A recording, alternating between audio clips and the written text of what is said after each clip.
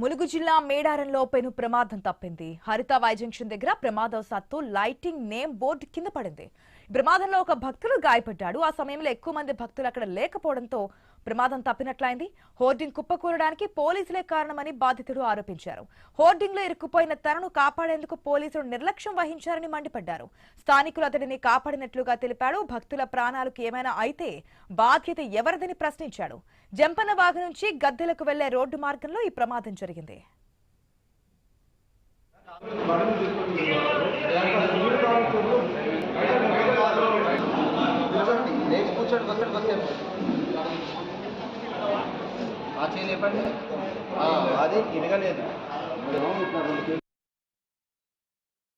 నేను దానికి నీడకు పోయి నిలబడగానే అంటే ఇట్లా పెట్టింది దాన్ని చిన్నగా ఒరిగింది.